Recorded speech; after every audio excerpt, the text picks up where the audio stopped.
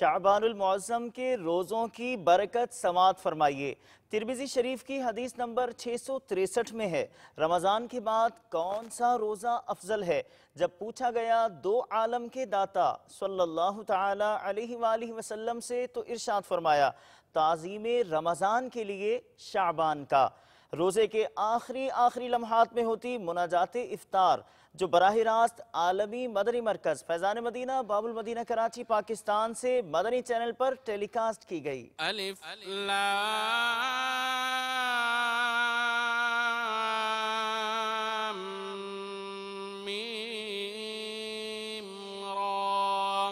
میٹھے اسلامی بھائیو، آئیے سنتے ہیں کہ ہمارے پیارے آقا صلی اللہ علیہ وسلم کے اخلاق کتنے بلند تھے، اور اے کاش ہم بھی حسن اخلاق کے پیکر بن جائیں، پیارے آقا صلی اللہ علیہ وسلم کی ان سنتوں پر بھی عمل کرتے چلے جائیں۔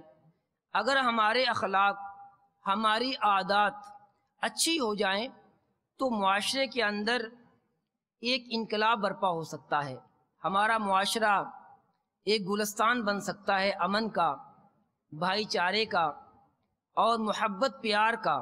اے کاش ہمارے اندر حسن اخلاق آ جائے، ہماری عادتیں اچھی ہو جائیں۔ علماء فرماتے ہیں کہ نبی کریم رؤوف الرحیم صلی اللہ علیہ وسلم تمام لوگوں سے زیادہ بردبار تھے، سب سے زیادہ بہادر تھے، سب سے بڑھ کر عادل تھے۔ آپ صلی اللہ تعالی علیہ وآلہ وسلم تمام لوگوں سے زیادہ معاف کرنے والے تھے۔ حدیث پاک میں ہے کہ آپ صلی اللہ تعالی علیہ وآلہ وسلم نے کبھی بھی ایسی عورت کو ہاتھ نہیں لگایا جو آپ صلی اللہ علیہ وسلم کی لونڈی نہ ہو، یا آپ صلی اللہ علیہ وسلم کے نکاح میں نہ ہو، یا وہ آپ صلی اللہ علیہ وسلم کی محرم نہ ہو۔ اس سے ہمیں پردے کا بھی درس ملتا ہے۔